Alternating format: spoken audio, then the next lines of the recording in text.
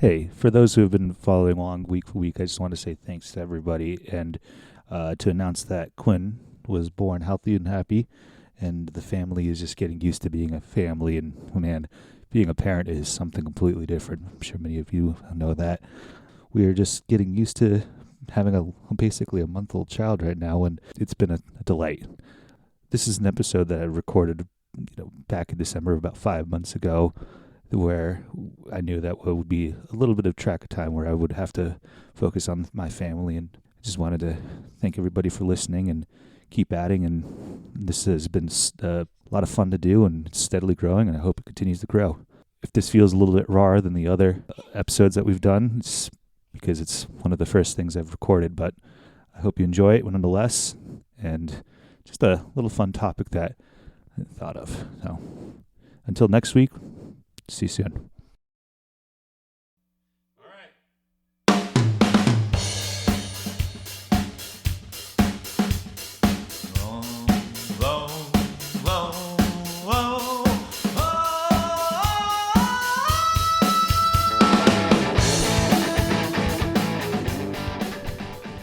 Welcome, Davis. Hey, Phil. How you doing? I got a couple of questions before we start this one and before I introduce the topic. Yeah, what you got? When was the last time you received a letter or even a lengthy email or Facebook message? The last time I received a letter was probably last February. So a lengthy one. Okay. Yeah, it's probably full page, handwritten. That's not too bad. Did you ever get a love note? Not really. No love letters per se. I think we're all moved on to sexting at this point. Yeah, and they were very, very short for the most part. Maybe a paragraph at most back in the day when you had to type every single letter based off the number. You had to memorize that and then go underneath the desk when you were in high school and then send texts that way. Oh, yeah. T9. T9, yes. Back in the day. Back in the day when you can send T9 paragraph texts, and they were harder than hell. All right, I'm asking these questions because today we're going to discuss a topic that isn't done much anymore, even in the most basic form, and that is to read and then make fun of, realistically, some of the best and predictably raunchiest love letters of famous authors. Some of these letters and themes you may have heard of already. I wanted to particularly read these letters of people you have heard of, sprinkling a couple of those that are just fun. All of these people will most certainly cover at one point in the future, with the exception of some that are pretty obscure. You may be asking yourself as well, why are we reading these? Why choose this topic? Isn't this a bit personal to read? The short answer is, well, it makes good podcasting. Shit's titillating. It is titillating. And I am in the stage where I need to gain listeners, being that today, January 1st, 2025, is the official launch date. Who knows when this podcast is going to go out, but to be continued. The longer answer is, these were in the public eye and shared in public scrutiny.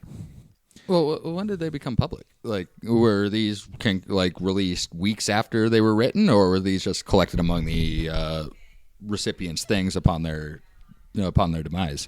Very good question. Most of them, if not all of them, were not published during the time, though I will make some notes when they about a couple that actually were. A few were bigger than some pop stars are today, a few of these writers. Nearly everything they wrote has been published as historical reference to understand who they were as people, so we can better understand their writing and why they wrote.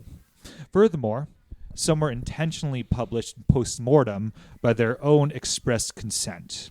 Lastly, they're all long fucking dead.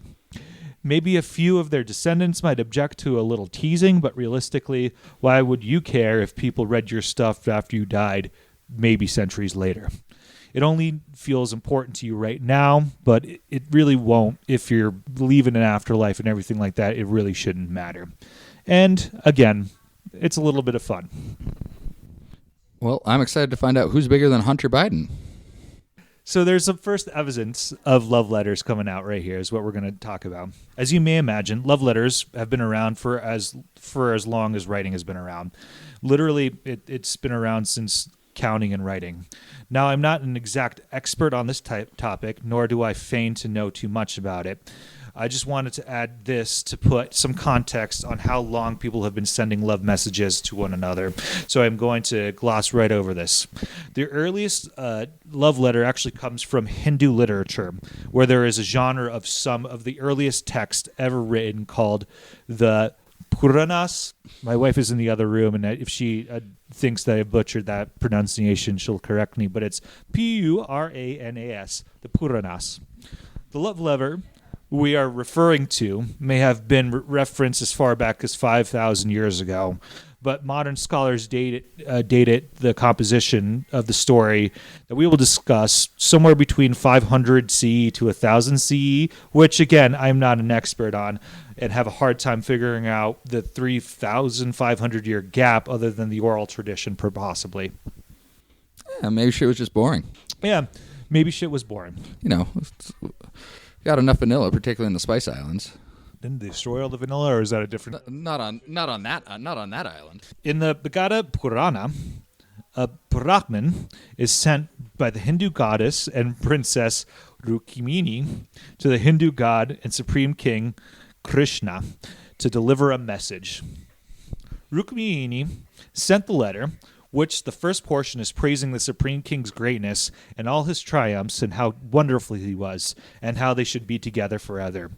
Quote, "O most beautiful one of all the worlds, I heard about your qualities. For all who listen and whom you have entered through the openings of their ears, you thus remove the distress of their bodies. To those who have eyes, Wait. the sight..." Ears? Yep. Fair enough. Yep. Openings of their ears. I guess someone's not bigger than Hunter. Some. Oh, well, that's... He's out of the freaking conversation at this point, you know? Thank God for him being pardoned. I'm so sick of listening about... Oh, my God. You thus removed the distress of their bodies was after the openings of their ears. To those who have eyes, the sight of your beauty constitutes the complete fulfillment of their lives' purpose. Therefore, I have without any shame devoted my mind to you, who, compared to your greatness, your lineage, character, beauty, knowledge, youth, property, and influence, which sober and marriageable girl of noble birth would, coming of age, not choose you for her husband, O lion among men, O you who fills the mind of every member of society with joy, I thus have chosen your good self, O dear Lord, for my husband. I offer myself hereby to you as your wife, O omnipotent one. Please accept me. Hot damn. I didn't realize there was an open audition for Mary. I mean, this is about 1,000 years before Mother Mary, but yeah. Tomato, potato. Potato, tomatoes. After this, Rukmini asked for him to come save her from an arranged marriage, which of course happened during this time, bringing his entourage on the day of the wedding and effectively abducting her so they can wed instead. Rukmini was forever devoted to Krishna. Now, you may have guessed by this point that this probably did not happen, speaking about gods and goddesses and all. What this highlights is how long love letters and letters of longing have been around, and that basically any civilization where letters were being sent around is the topic of love.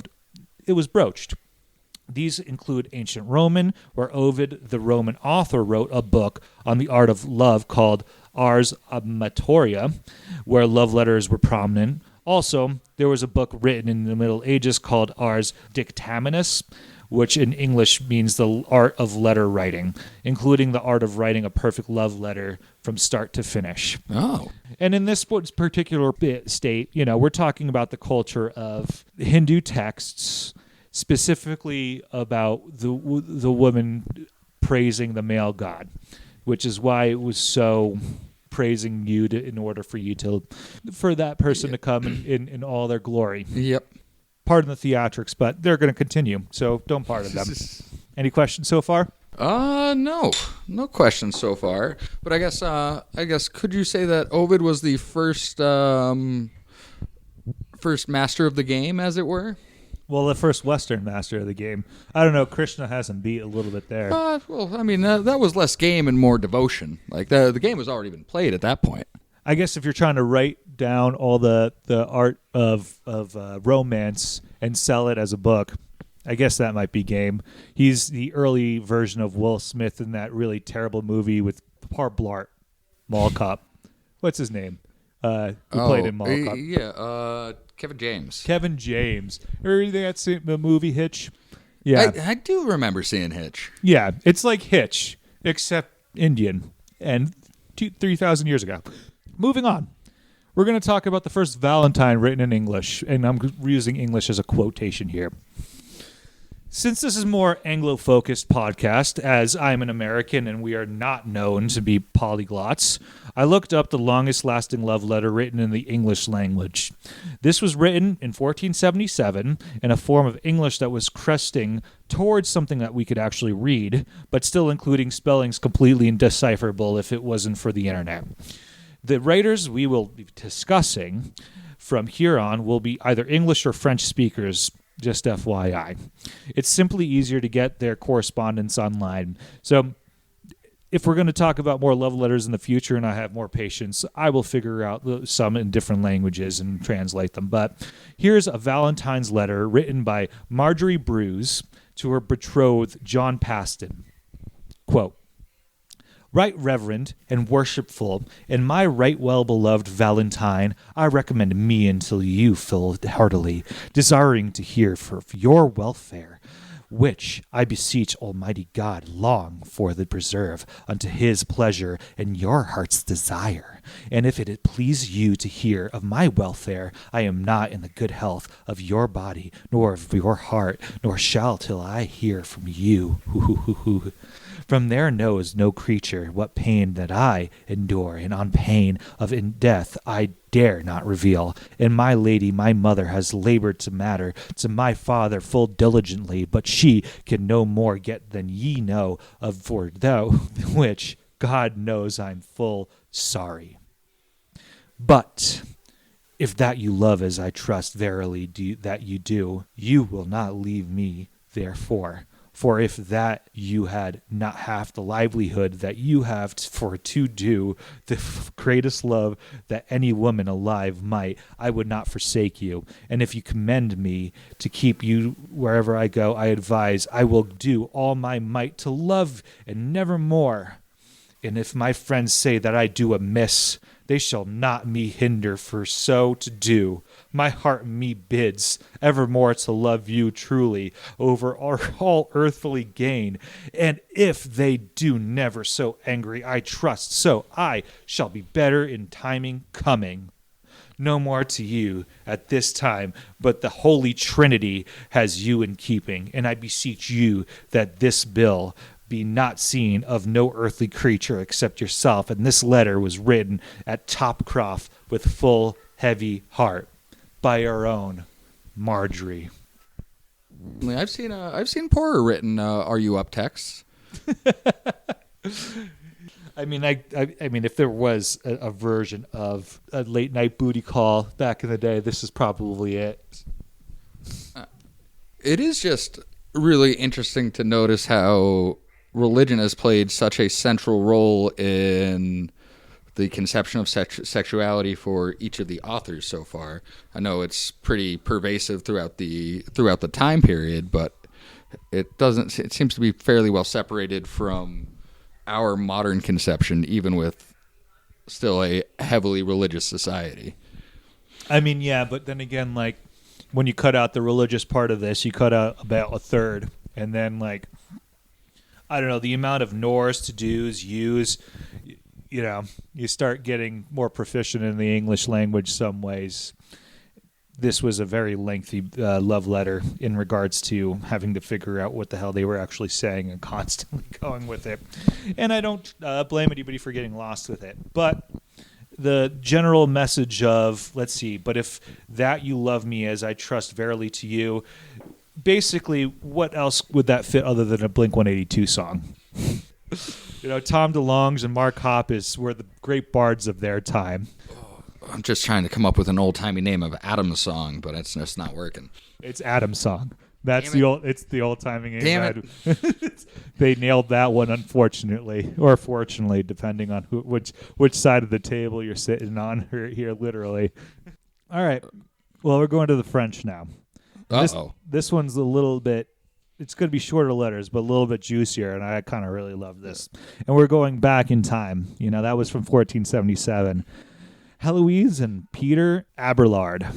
3 centuries before, this first author we're going to cover today, outside a real author, because that love letter was just the first letter written in English that we could find, and found, thankfully, based on their family. The family who found that letter put it up online for everybody to read because they wanted to know how absolutely saucy their love lives were.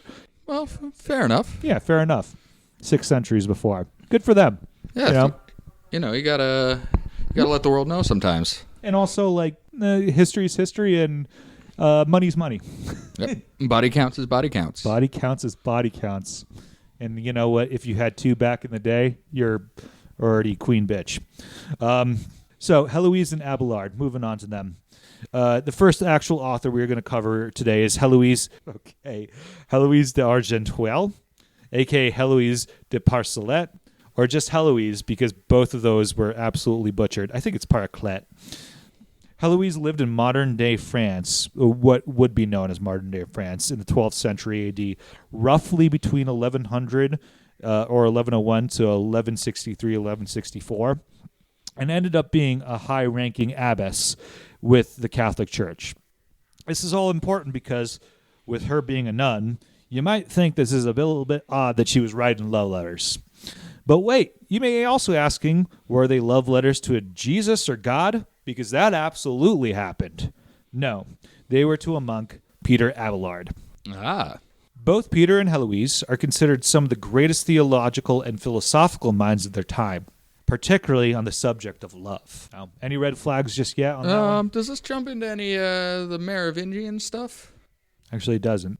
Heloise is considered one of the foundational writers of all of French literature, and Peter Abelard created the concept of limbo. Oh, someone really likes a waiting room, I guess. Yeah, exactly. So if anybody doesn't know what limbo is in this podcast, it's a concept that if you are you died before baptism, you go into the state where you are waiting for basically Jesus or God or the second coming to lift you out of the state to get into heaven. Something like purgatory, but you aren't baptized before. And mostly it refers to the babies who died after being born, and they go into limbo. And this was out of a crisis of the church, understanding that all these babies died because the infant mortality rate was so high, and these devout peasant Catholics, specifically in Western Europe, were worried about their babies never going to heaven, and they would be absolutely freaking out. Panic would strike. People would actually literally die over stress about this.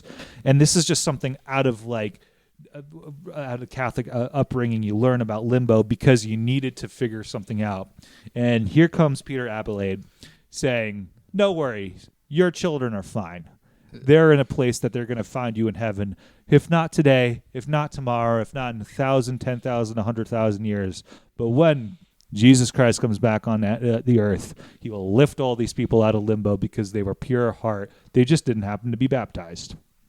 Now, any confusion? Now, is this like counter service, like the DMV? Do they call a number now serving D3027? Or almost exactly like counter service, except think about it that all these people have one number. So what you're telling me is it's closer to Ticketmaster than it is the DMV. I mean, I don't think you can get scalp your tickets into heaven, but especially if you're a baby. Surely you can scalp your way into heaven. What is not indulgences? Well, I mean, not if you're already dead, and that's the way you get gypped out of your money.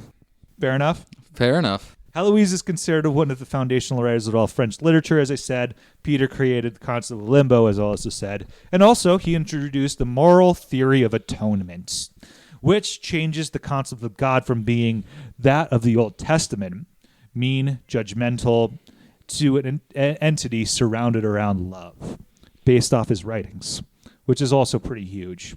If you don't know anything about the Old Testament God... Right. I will do Old Testament God shit, because those writers is nuts. I'm just glad the love letters got into high definition because I got tired of looking at all those begots. Now, there's also more of a caveat in their relationship. They were lovers before they were into any religious group. But how much of it was consensual in our current perspective of what consent means is also debatable. Peter was Heloise's private tutor, and that's when they had an affair. This is a fascinating story in its own way, and I don't want to dive too much into it because Heloise being sent to a convent and Peter Abadell's castration and then fleeing into shame into a monastery has its own story of itself. That's the overall gist. This is one of the surviving letters, however, Heloise sent to Peter. Is this before or after the sharp cut? This is after the castration and after Heloise's being sent to a convent because, I mean, what we would consider statutory rape back then, it would probably be considered something a lot more serious, but not statutory. Let's leave it as that. Yeah. It would be considered serious in a very different light. Yep. Based off of religious rules, and it wasn't because she was underage. Nope. All right. Love letter from Heloise to Peter. Quote, I have your picture in my room. I never pass by it without stopping to look at it, and yet when you were present with me, I scarce ever cast my eyes upon it. If a picture which is but a mute representation of an object can give such pleasure, what cannot letters inspire? They have souls. They can speak. They have in them all that force which expresses the transport of the heart. They have all the fire of our passions. Oh, well, at least that was coherent. Yeah, and I think they actually did genuinely love each other. Yeah, but France in the 12th century. Yeah, problematic age discourse knows no bounds. When regards to these kind of relationships, there was like 14 people in the world at the time, especially in your village. That means there's 2. That's a different world to live in. Yeah, I mean, I'm not excusing it. It's just a reality that you live in. This is also, this is pre Genghis or Genghis Khan, so it's pre the Mongolian raids and pre the Black Plague, isn't it? Pre the famous outbreak of the Black Plague, certainly. But it's a smaller world back then. Moving on, and before we have any questions of 12th century France or how he got castrated, or well, I mean, surely they used the guillotine, no? Imagine a little baby guillotine just for the dick and balls. How would that even work? I don't know. You would just like stretch them out and like with a real rubber band and just go. I think you just plop them down and hope for the best. I mean, yeah. I mean, if both legs come off as well, who cares at that point? I don't know. It's an upright procedure. I think it's a walk-in clinic. All right, we're gonna go talk about more modern America. Well, modern, relatively speaking. And we're talking about old Benjamin Franklin. Old Benny Franks. Oh, that dirty dog. Mm-hmm. Old Benny Franks was probably the greatest American founding father to not be a president, save for maybe Paul Bunyan. He was an inventor, statesman, and author for the essay commonly known as Fart Proudly, which I will say in verbatim one of these days. Yep. Funny as fuck. I just wish that made it into Poor Richard's Almanac. He also invented Poor Richard's Almanac, which is pretty important. I mean, he honestly was, in many, many ways, an actual genius in certain things. And also but he was also very opportunistic in other ways, in regards specifically to a science. But hey, sometimes when you look at opportunists, you have to like go and appreciate them, or condemn them for who they were as well. Like Edison was an opportunist, but he was also an asshole in so many ways. Yeah, Edison never stole his neighbor's key and then flew it away in a kite in the wind, though. No, but he stole all his neighbor's ideas and took them for himself. Tesla had it coming. Well, we're not just talking about Tesla. I mean, all his neighbors. I don't know. We still got to apologize for those electric cars. I'm waiting. Oh, you're talking about Elon Musk. Well, Tesla is as Tesla does. I mean, dude, I think, honestly, Nikola Tesla would fucking hate Elon Musk. But that's besides the point. Nikola Tesla died impoverished and, like, not getting any money from any of his inventions because he didn't believe in the value of that kind of currency. And meanwhile, all right, whatever. Not trying to get sued on the 5th episode. Benjamin Franklin, because he probably would be a terrible flanker and honestly, realistically, a prop. His diplomatic services. Actually, what would Benjamin Franklin's Ben Franklin be a lock? He was a gangly fuck. Was he? How tall was he? He was pretty tall. I mean, they all were. Like, not like Washington was like 6'4", but Franklin was up there. I mean, Washington would be an 8-man easily. Yeah. No, you know what? I would assume that he would actually say that he's a flanker, and then he would just be on the sideline saying that he could play in every single position. I don't know. Washington knew where his bread was buttered, but that bread was running away. So. Well, I'm talking about Franklin being. Excuse me. Washington was an 8-man. Franklin probably very well would have. Probably is one of the founding father who had played all 1 through 15. Yeah, and then he would be the guy that you would rely on for like, we don't actually have anybody on a Saturday match at 1:00 and go, can you travel 3.5 hours, and be like, only if I can get drunk beforehand. And you go, yeah. Fair enough. You already have gout. Yeah, I'll get you out of this revolution, but only if I can fuck French bitches. I mean, that's the point. It's okay. All right. Well, that divergence. Benjamin Franklin. His diplomatic services were necessary to gain French support during the Revolutionary War for fucking French bitches. This posting came with some unique benefits, which was fucking French bitches. This may be controversial, but it's true. I would also like to put in a record that Ben Franklin is still, to this day, America's #1 heartthrob. Absolutely, in France. The eligible bachelor will never settle down. He might as well be the next bachelor at 83 years old when he was in France trying to figure out how the fuck to get back into America. Excuse me, he was 79 at that point. Still being a diplomat going, I don't want to be here. I'm decrepit. Let me go back. And being like, no, you still got to figure out the American War. And guess who he gave the key to? Was it the key? What the fuck do they give in the Bachelor? I don't know. A cherry tree? An orchid? Who knows? In regards to the French, it's either some sort of soft... Oh, I bet you it's a nice rabbit pate. Well, he gave his pate eventually out all over the place. Here's old Benny Franks writing to Madame Brilliant in 1779 when he was at the tender age of 73. Quote, Madame Brilliant, what a difference, my dear friend, between you and me. You find innumerable faults with me, whereas I see only one fault in you. But perhaps this is the fault of my glasses. Okay, first off, this is the fault of my glasses. This is before he invented bifocals, which is even funnier. I mean, this can be of avarice, which leads you to seek monopoly on all my affection and not allow me any for the agreeable ladies of your country. Do you imagine that it is impossible for my affection, for my tenderness to be divided without being diminished? You deceive yourself, and you forget the playful manner with which you stopped me. You will renounce and totally exclude all that might be of the flesh of your affection, allowing me some of your kisses, civil and honest, such as you might grant with your cousins. What am I receiving that is so special as to prevent me from giving the same to the others without taking me from what belongs to you?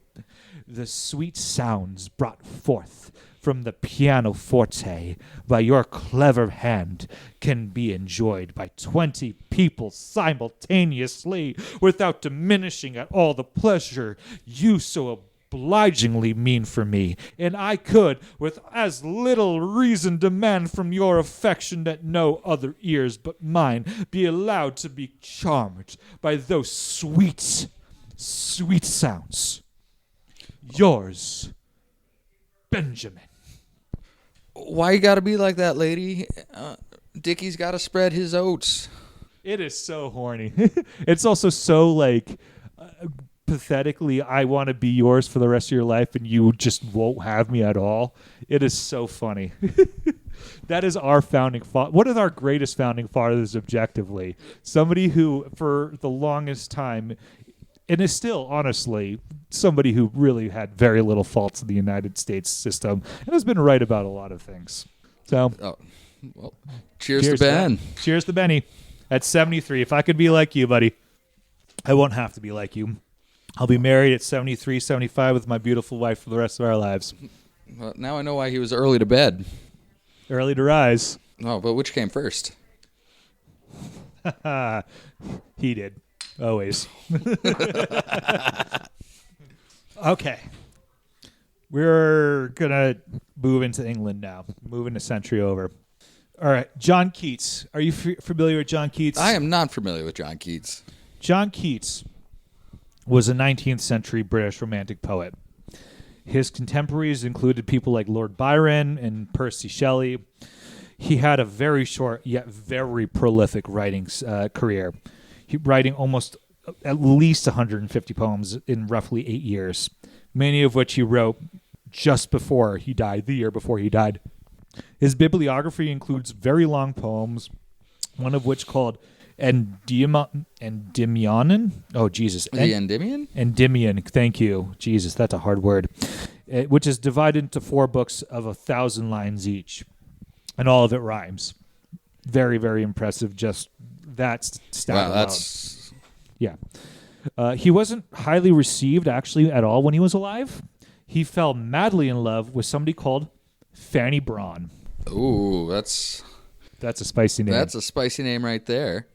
If you don't know what Fanny means in the English contemporary language, I would assume they didn't know back in the 19th century when he was alive what this actually meant.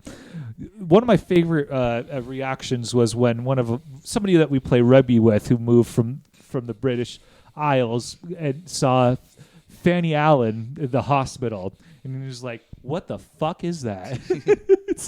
I think it's a growler. That's we got to go to Fanny Allen for some X-rays. We got to go Fanny Allen to get our bones set. Oh. Shortly after he fell madly in love with Fanny, he contracted tuberculosis. Oh, that'll get you. That'll almost always get you. He did move to Italy, as an old-timey cure for consumption was to move somewhere where it was warm and dry. And it kind of worked sometimes. Yeah. Less to cough up. It was absolutely 100% what they did to treat your tuberculosis in the United States. It didn't work for him. He died at 25. Oh. It's said that he was buried with an unopened love letter from Fanny. It's a romantic story, you know. It's very tragic, and now we're going to poke fun of it because he sent a letter to Fanny right before he died in 1821. Left unread. This one was read, but it's really funny that he died with a letter left unread from Fanny, and just like, where is he? What's going on? If the worst would happen, is like, yes, the worst actually did happen this time. Like, it's 1821. He had tuberculosis. I told him not to drink that milk. He just kept drinking eggnog all winter long. 'Tis the season. Oh, eggnog's tasty. You just gotta get the right liquor in it. So eggnog isn't tasty. Liquor is tasty. No, liquor's not tasty. I think it's one of those greater than the sum of their parts type scenario. So neither is tasty. You're just getting drunk, and that's why you drink eggnog. Well, I mean, I don't like vodka or tomato juice, but there's nothing better than a Bloody Mary. Yeah, but you like them together. Well, and you like hot sauce. I don't like hot sauce. But you actually love Bloody Marys. I do love Bloody Marys. That's my point. It's greater than the sum of their parts. I mean, I guess I do enjoy a Long Island iced tea. Somehow that works, but it might be just the Coca-Cola at the end. Yeah, I think that's, well, if you can taste the Coke, you're not getting the right Long Island. Yeah, I know, right? That's exactly it. Somehow it does taste like an iced tea, and it's really bizarre. Yeah, Long Islands are... a chemical compound that I've never, ever experienced in my life before, and somehow they're legal. It eludes modern science. Yeah. It's like the old Four Locos. The reason why we stopped selling them is because it was so good, it killed people. But you have to mix a Long Island iced tea, and that's why it's legal. Go figure. To Fanny, I cannot exist without you. I am forgetful of everything but seeing you again. My life seems to stop there. I see no further. You have absorbed me. I have a sensation at the present moment as though I am dissolving. I have been astonished that men could die martyrs for religion. I have shuddered at it. I shudder no more. I could be martyred for my religion. Love is my religion. I could die for that. I could die for you. My creed is love, and you are its only tenant. You have ravished me away by a power I cannot exist. Again, these are love letters written in 1821. You might as well be listening to a My Chemical Romance song when you're doing it too. So you think that the emo movement has started in like long past ago. I wanted to poke this fun at this because we're back in the emo movement, baby. Like people are like resurrecting MCR and like fucking My Bloody Valentine is a legend, but that kind of shit, and like it's always been around. So you're telling me the first emo probably had a cropped hem? I'm telling you that we have similar hairstyles to this day. It just depends on where the bowl cut starts. Where does the bowl start for you? We both don't have haircuts, Davis. You know that. Oh, yeah. Where's the bowl stop? That's the real question. Well, my wife would have said 3 to 6 to 12 months ago, but... I'm just slap waiting. It on. Just waiting until I can braid my pubes. What? Excuse me? What? That's not. God damn it. Here's the reason why I'm not a comedian. My punchlines are about as thick as cream. 1 pump, 1 cream. 1 pump, 7 creams. Gustave Flaubert. Uh-oh. That's a hell of a name. They're all, frankly, they all have hell of a names on this one. Well, you're going to start knowing some more. I'm going to Gustave my Flaubert right all over that fanny. The same year of John Keats' death, a Frenchman named Gustave Flaubert was born. Flaubert, or Flambert, as he is sometimes known as, was a poet known for his realism.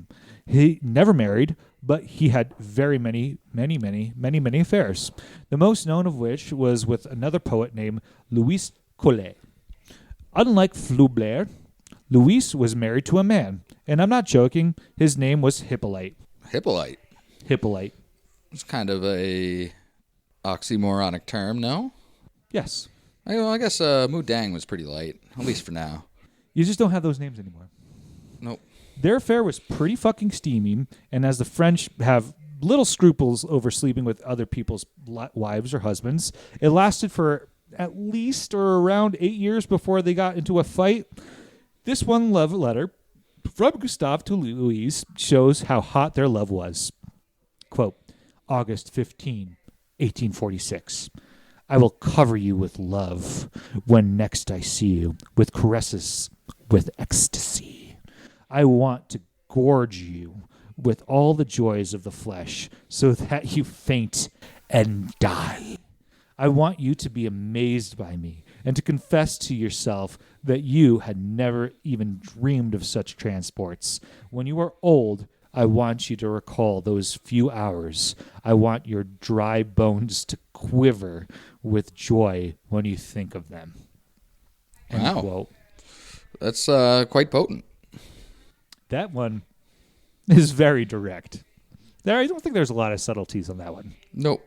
Like, okay, so you're the husband of this person, and you're walking around and you're just like stumbling upon all the letters that you just happen to have, let's say, on your kitchen table, because everybody has letters on your kitchen table. And you go, fuck, the water bill is due. Or I guess back in the day, fuck, I got to pay the postal service or something like that. And you stumble upon this letter and you go, what the fuck is my wife fucking? Because he is definitely having sex with at least half the neighbors as well. It's the French in the 19th century. Yeah. Oh man, that's quite the web that's spun. Now the real question is, how does one get up the courage to send a love letter to someone you're in an affair with when women weren't allowed to go to the post office? This is France too, but that is a very good point. Because like, as a man, you could basically open your wives' letters up until, well, I mean, still to this day. I mean, there's nothing illegal for me to open up my wife's letters, right? Mm-hmm. Like, and that would be something I wouldn't do for privacy's sake unless it's a bill. But like, fuck it, like, they're like once in a while I'll open up a letter and go, okay, that's great, that's beautiful, you know. Yeah. It's always a Christmas card. Cool.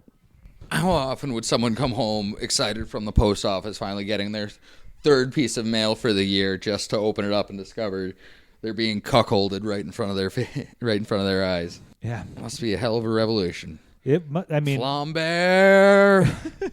It's right before the 1848 revolution, so you know, once in a while people just happen to disappear when revolutions happen. I don't know. That's one of those things where I go, damn, buddy, you should have calmed the fuck down.